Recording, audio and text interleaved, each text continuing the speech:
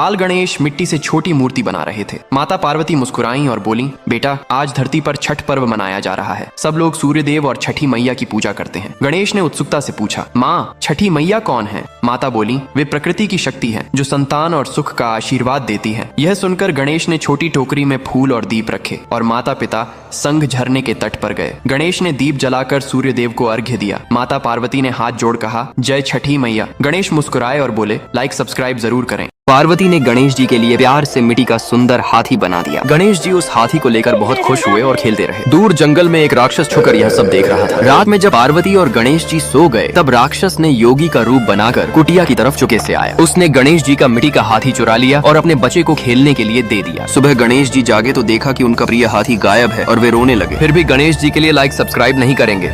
दोस्तों मान लीजिए आप अपने रिश्तेदार से मिलने एक ऐसे गांव में गए हैं जहां सिर्फ 2 नाई की दुकान है। एक नाई 6 फुट लंबा है और दूसरे नाई की लंबाई 5 फुट है। 6 फुट वाले नाई के दुकान के आसपास गंदगी है और उस नाई के बाल गलत तरीके से कटे हुए हैं, जबकि 5 फुट वाले नाई के दुकान के आसपास कोई गंदगी नहीं है और उस नाई के बाल एकदम सही तरीके से कटे हुए हैं। अब आपको बताना है कि गाँव वाले किस नाई से बाल कटवाना पसंद करते होंगे। दोस्तों अगर इसका जवाब पता है तो जरूर बताइए और अगर आप इसका सही जवाब जानना चाहते हैं तो कमेंट बॉक्स में पिन है।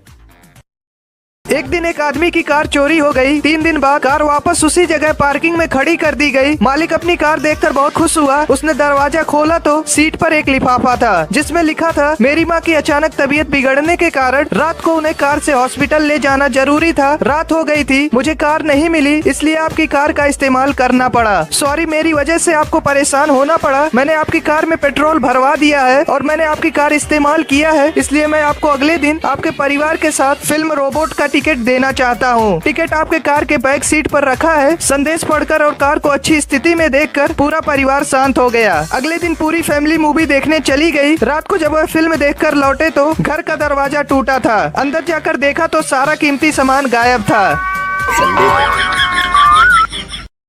एक बार स्कूल में मैडम पढ़ा रही तो बच्चों से सवाल पूछा, बताओ ताजमहल कहाँ पर स्थित है? तो सारे बच्चे बोले मैडम आगरा में। तो मैडम बोली गलत जवाब, ताजमहल गाजियाबाद में। सुनते ही बच्चे कंफ्यूज हो गए और एक दूसरे की तरफ देखने लगे।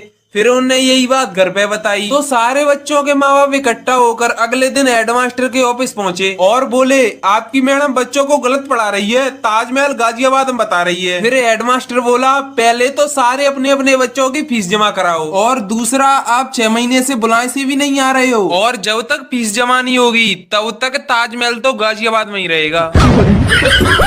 एक दिन गणेश जी पेड़ के नीचे आराम से सो रहे थे। तभी कृष्ण जी उनके पास आकर कान में गुदगुदी करने लगे। परेशान होकर गणेश जी रोने लगे। ये देखकर कृष्ण जी भागे और एक जगह लकड़ी का घोड़ा बनाया, उसे अच्छे से पॉलिश किया और फिर पेंट से टचअप देकर सजा दिया। जब घोड़ा तैयार हुआ तो कृष्ण जी उसे लेकर सीधे गणेश जी के पास आए और दिखाया। अब गणेश जी झूलते हुए बोले, मेरे भाई कृष्ण के लिए लाइक और सब्सक्राइब जरूर करो।